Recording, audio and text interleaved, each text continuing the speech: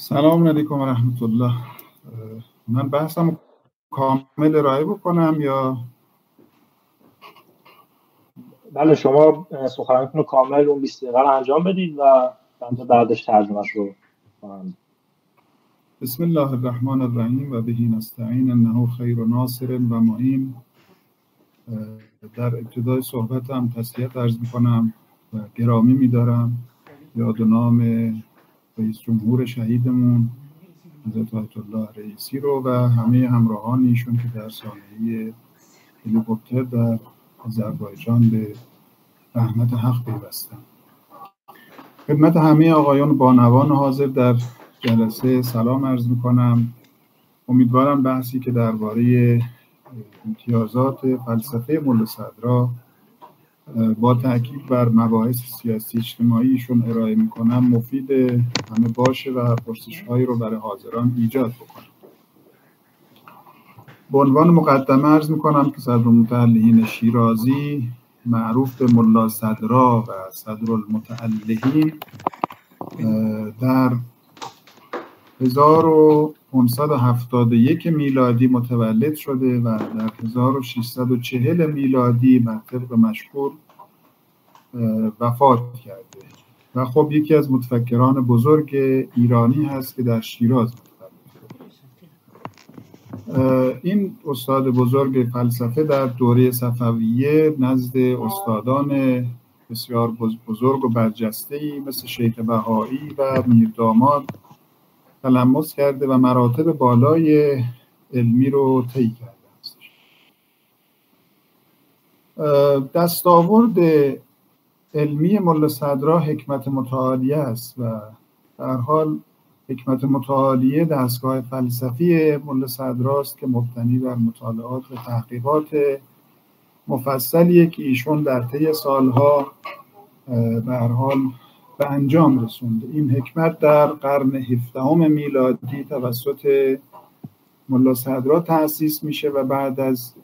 یکی دو قرن در حوزه‌های علمیه گسترش پیدا میکنه و به عنوان متن درسی فلسفه تدریس میشه. شاید به عنوان مقدمتا عرض بکنم به عنوان یکی از مکاتب اصلی فلسفه اسلامی هست که به حیات فلسفه در ایران و حتی جهان اسلام امتداد میده و حتی اغراق هم نباید بکنیم که یعنی اغراق هم اگر نکنیم تدریس متون فلسفه فارابی و ابن سینا و سهروردی و خواجه نصیر امروزه برای فهم فلسفه ملا صدرا ضروری هست و لازم هست. با این وجود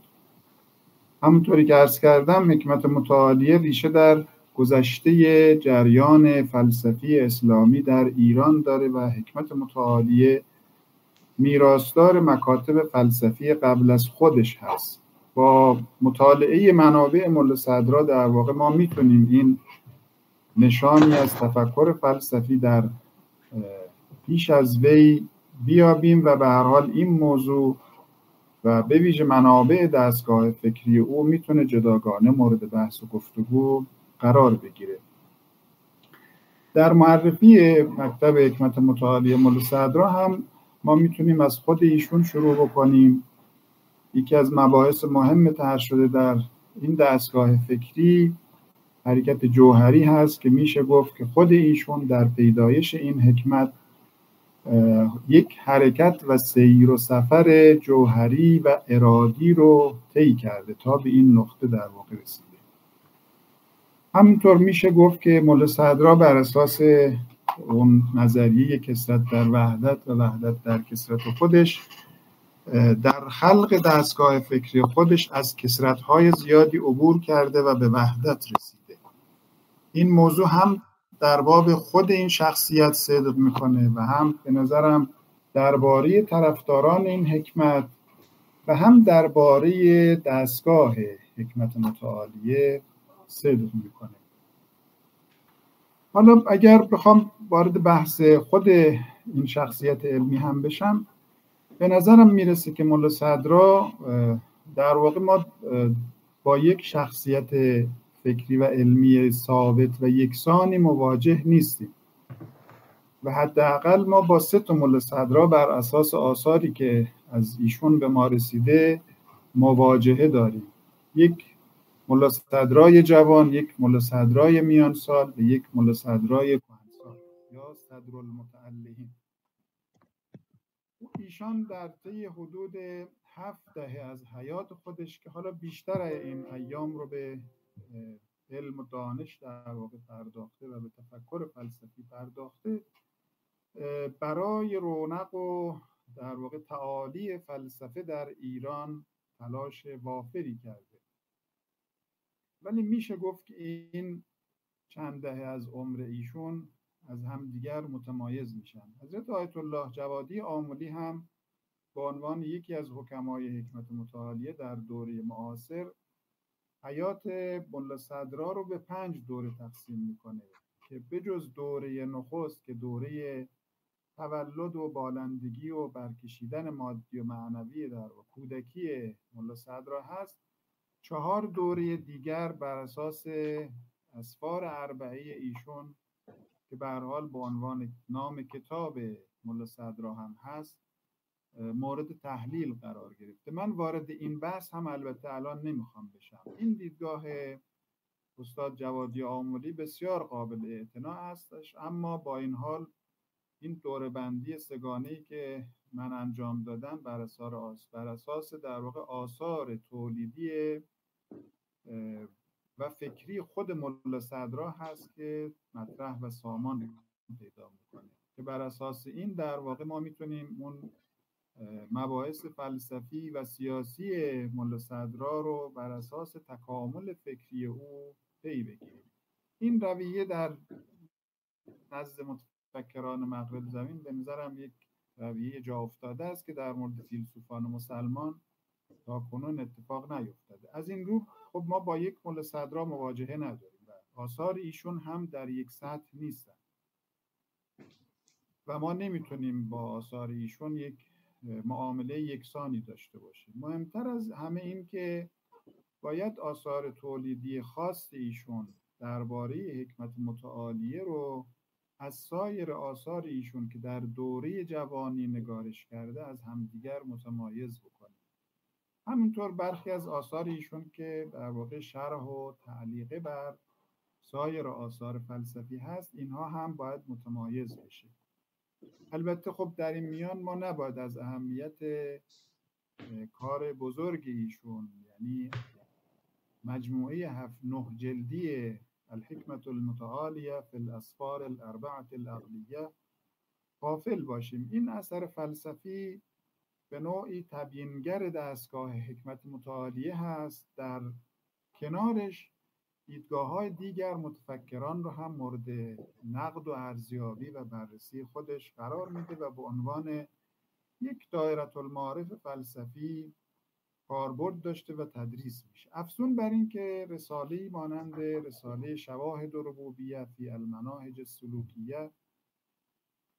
به خصوص مشهد 5مش که با مباحث فلسفه سیاسی میپردازه، یک مجموعه یا یک رساله فشرده‌ای از مباحث در واقع 9 جلدی اسفار عقلی اربعه ملا صدرا تلقی میشه. برای فهم در واقع دستگاه فکری ملا صدرا و برای ورود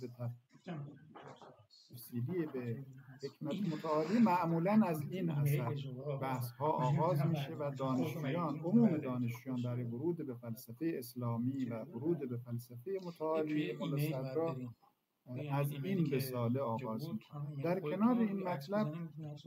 تفسیر ایشان، تفاسیر قرآنی ایشان در سوره ها و آیات قرآن هم قابل توجهه. همینطور شرح اصول کافی، رساله مفاتیح الغیب، اینها در آخر حیاتش نگارش شده و یک برجستگی خاصی دارند و اهمیت ویژه‌ای دارند. همینطور برخی از آثار اجتماعی و سیاسی ایشون مثل رساله سعد، رساله کسر و اصنام الجاهلیه، رساله ایقاظ النائمین، رساله المظاهر الالهیه و مثنوی ملا صدرا هم قابل اشاره هست که ما اگر بخوایم یک صورتبندی بکنیم این آثار رو، معتقدم که 3 جور آثار داره ملا صدرا. آثار فلسفی شامل اسفار اربعه، مبدأ و معاد، الشواهد الربوبیه فی المناهج السلوکیه، عرشیه، شرح هدایه اسیریه، حواشی و تعلیقات بر شفا و حکمت الاشراق و مباحثی از این دست. یک سری آثار ایشون هم فلسفی، سیاسی و اجتماعی هست که شامل همین رساله هایی که من یاد کردم: رساله 3 اصل، کسر اصنام الجاهلیه، ایقاظ النائمین، المظاهر الالهیه، مثنوی و غیره. بخش سوم آثار ملا صدرا آثار فلسفی، تفسیری و حدیثی ایشون هست، شامل تفسیر قرآن کریم در 7 جلد هست، شرح اصول کافی هست و مفاتیح الغیب. البته گذشته از این من دوست دارم اشاره بکنم ملا صدرا یک رساله‌ای داره به اسم شواهد الربوبیه که این رساله غیر از اون رساله الشواهد الربوبیه فی المناهج السلوکیه و در این رساله 187 ابتکار و نوآوری خودش رو هم مطرح کرده ملا صدرا که به نظر اثر قابل اعتبار و اعتماد. ما امروزه با بحث امتداد اجتماعی و سیاسی این حکمت هم مواجهه داریم و بحث و گفتگو زیادی داره تو این زمینه صورت میگیره و منابع ملا صدرا، یعنی همین 3 گونه آثاری که ایشون داره، امروزه مورد تأمل و پرسش‌های جدیدی واقع شده و از منظر فلسفه سیاسی در حال خوانش هست و خب آثاری هم در این زمینه منتشر شده. در باب طرح فکری و آثار نگارش شده توسط ملا صدرا که بالغ بر 50 مجلد هست، به نظرم بخصوص در فضای فلسفه سیاسی کمتر گفتگو شده و خب این یک باب جدیدیه که امروزه در واقع ما بهش میپردازیم و تأملات زیادی رو هم ایجاد کرده، گفتگوهایی رو هم ایجاد کرده. به نظرم در دوره صفویه ملا صدرا متوجه یک خلأهایی شده که در فلسفه اسلامی وجود داره، بنابراین به سمت تأسیس یک فلسفه نوین حرکت می‌کنه.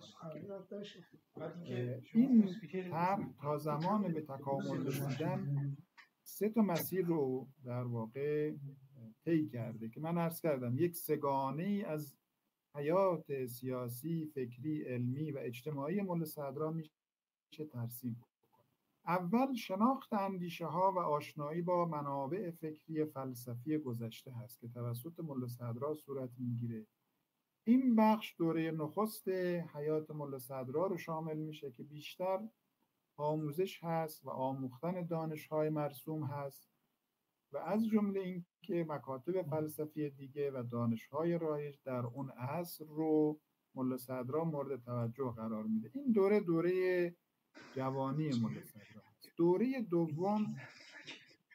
دوره‌ای است که ملا صدرا به ارائه طرح پژوهشی و دستگاه فلسفی نوین خودش با عنوان حکمت متعالیه میپردازه. این دوم حیاتش هست و تدوین نظام فلسفی حکمت متعالیه رو شامل میشه که این در واقع با توجه به اون آشنایی اولیه‌ای که با مکاتب فلسفی و تفکر رایج حاصل میشه و خلأهایی که در فلسفه اسلامی مشاهده میکنه، اینجا ملا صدرا دست به یک ارائه یک دستگاه فلسفی جدید میزنه. ملا صدرا با تجربه این شناخت که از اندیشه های رایج فلسفی به دست آورده متوجه میشه که باید یک فضای جدیدی در تفکر فلسفی اسلامی ایجاد بکنه که در اون ما در واقع بتونیم به تداوم حیات و تفکر فلسفی در ایران کمک بکنیم و به این تفکر در واقع ارتقا ببخشیم. خب این تلاش رو هم به نظرم از دوره‌ای که در کهک حضور داره و اونجا در واقع در تبعید به سر میبره آغاز کرده و بعداً هم در شیراز تداوم پیدا میکنه. دوره سوم تعمیق و تطبیق دستگاه فلسفی با مسائل جامعه هست که در این دوره ملا صدرا به هر حال به مسائل جامعه توجه بیشتری داره. در برخی از رساله‌های خودش در این دوره مسائل اجتماعی رو مورد نقد و ارزیابی قرار میده، مثل رساله کسر اصنام الجاهلیه یا رساله سه اصل که به فارسی نگارش کرده ملا صدرا اینها رو. و بخصوص در این دوره ملا صدرا به منابع و نصوص درجه اول اسلامی رجوع میکنه، یعنی به قرآن و به برخی از روایات، و در اینجاست که در واقع آثار تفسیر قرآن خودش رو که سرشار از مباحث اجتماعی و سیاسی هست ارائه میکنه، یا شرح اصول کافی رو تقریر میکنه که در واقع یک نگاه مهمی است و به مباحث روایی و تفسیری در واقع فلسفی و عرفانی و حکمی از این منابع. شاید ملا صدرا در این بخش و در این دوره اون چه که براش اهمیت داره اینه که در واقع به بحث رابطه دین و فلسفه و عقل و فلسفه هم بپردازه و بنابراین به همراهی عقل و ذوق و وحی حکم بکنه و هر سه رو در کنار هم دیگه مورد توجه قرار بده و بهش بپردازه. علاوه بر این که به هر حال به ظاهرگرایی و عرفان‌های کاذب هم که در جامعه در اون دوره رواج داره پرداخته و به هر حال به نقد این وضعیت اجتماعی به شدت اشاره میکنه و این وضعیت رو مورد نقد قرار بده. بر این اساس میشه در واقع اینطور تلقی بکنیم که طرح ملا صدرا، طرح پژوهشی و فکری ملا صدرا، اولا در تداوم فلسفه اسلامی هست و ایشون با اون نظام بخشی به حکمت متعالیه به ارتقای فلسفه اسلامی مبادرت کرده و ثانیاً این طرح رو در خدمت به جامعه و انسان قرار داده و برای ارتقای انسان تلاش کرده و در واقع ما در آثار ملا صدرا به خصوص در آثار دوره دوم و سوم حیات علمی ایشون به تعبیر دکتر سید حسین نصر با یک حکمت جدید مبتنی بر تفسیر تازه‌ای از حقایق و به ویژه در نگاه با انسان مواجه، که خب همین نگاه در حوزه سیاسی و اجتماعی هم توسط ایشون امتداد پیدا میکنه و به خصوص ما در مقاله 4 مبدأ و معاد در مشهد 5 رساله الشواهد الربوبیه و رساله کسر اصنام و رساله سه اصل و برخی دیگر از مباحث ایشون این در واقع موضوع انسان و حرکت انسان و سفر عقلی انسان و پیامدهای اجتماعی و سیاسی اون رو در آثار ملا صدرا متوجه میشیم و میتونیم مطالعه کنیم. از این منظر میشه در واقع این ایده رو طرح کرد که انسان محور بحث‌های فلسفی سیاسی ملا صدرا هست، به ویژه اینکه ملا صدرا در آغاز مجموعه 9 جلدی اسفار اربعه خودش وقتی مفهوم حکمت رو تحلیل میکنه بر چنین نگاهی تاکید کرده. اونجا معتقده که حکمت نظری دستیابی به حقایق اشیا هست و حکمت عملی تخلق به اخلاق الله هست. از سوی توقعش و انتظارش اینه که حکمت در واقع به تدوین نظام معاش و نجات معاد بپردازه، یعنی هم بحث دنیایی و دنیوی رو که تدوین نظام معاش باشه باید مورد توجه قرار بده و هم مجموعه در واقع بحث ها و حرکت انسان، اون در واقع نقطه‌ای که نجات در معاد ختم میشه اون رو مورد توجه قرار بده. به نظرم این بحث با به هر حال آثار ملا صدرا به خوبی آغاز شده و سپس با شرح مباحث ملا صدرا توسط دیگر متفکران در دوره‌های اخیر به خصوص مثل علامه طباطبایی، امام خمینی، استاد مطهری و علامه جوادی آملی در حوزه اجتماعی و سیاسی و حکمت عملی تداوم پیدا کرده. از همین رو هم هست که برخی از متفکران ما مثل علامه جوادی آملی یک تفسیر جدیدی از انسان ارائه کردند. در این تفسیر انسان با عنوان حی متعله، زنده الهی اندیش تفسیر میشه. به جای اون چی که در گذشته گفته میشد حیوان ناطق. حالا این نگاه رو اتفاقا علامه جوادی آملی در کتاب در آینه جلال و جمال خودش هم مورد تحلیل قرار داده در باب جایگاه زن در اندیشه و تفکر اسلامی. خب چنین انسانی واجد اختیار هست و کرامت هست و سازنده عدالت هست و حتی خالق و مبدع هست و خب کسی که در واقع این نگاه به حکمت رو داره توقعش اینه که این انسان با این مبنای اختیار و آزادی و بهره‌گیری از اون در عرصه اجتماعی و سیاسی زندگی خودش رو سامان بده، زندگی اجتماعی خودش رو سامان بده و بنابراین استحداث و سازندگی و خلق و سفر جزو کلیدواژه‌های مهمیه که ملا صدرا در آثار خودش به اونها پرداخته و میتونیم در طرح پژوهشی و فکری ملا صدرا و به خصوص امتیازاتش اون رو مورد توجه قرار بدیم. مطلب مهم دیگه ای که شاید زیربنای بحث از مناسبات سیاست و دیانت در دستگاه فکری ملا صدرا هم تلقی بشه موضوع رابطه نفس و بدن هست که بر اساسش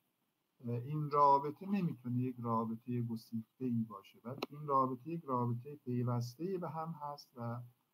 به یک معنا، حالا به تعبیری که خود ملا صدرا داره، نوعی جسمانی الحدوث و روحانی البقا اونجا اتفاق میفته. بنابراین تحلیل رابطه نفس و بدن هم در تحلیل مسئله دین و دولت و مباحثی مثل شریعت و سیاست به شدت تاثیرگذاره و طبیعتاً ایشان از این رابطه به عنوان رابطه شریعت روح سیاست هست یاد میکنه. این مباحث رو البته ایشون در هم مشهد پنجم به تفصیل بیان کرده، هم در مقاله مبدأ و معاد و هم در رساله المظاهر الالهی. من چون فرصتم خاتمه پیدا کرده امیدوارم در این فرصت کوتاه و اندک تونسته باشم به برخی از مباحث متمایز فلسفه و اندیشه ملا صدرا در روزی که به نام ملا صدرا هست اشاره کرده باشم. فقط جهت اطلاع تفصیل مباحثی که من راجع به فلسفه سیاسی ملا صدرا آوردم در 2 کتابم که پیش از این منتشر شده، یعنی حکمت سیاسی متعالیه و فلسفه سیاسی صدرالمتعلهین، اینها در واقع اومده. البته به فارسی هست، امیدوارم اینها به زبانهای دیگر هم ترجمه بشه، منتشر بشه و این نگاه جدید به مباحث ملا صدرا که عرصه سیاسی و عرصه اجتماعی و فکری انسان رو در حوزه اجتماع ممکنه تحت شعاع و تأثیر قرار بده، اینها بیشتر مورد توجه و گفتگو واقع بشه. از حوصله همه عزیزان و سروران حاضر در جلسه تقدیر تشکر میکنم و السلام علیکم و رحمت الله و برکاته.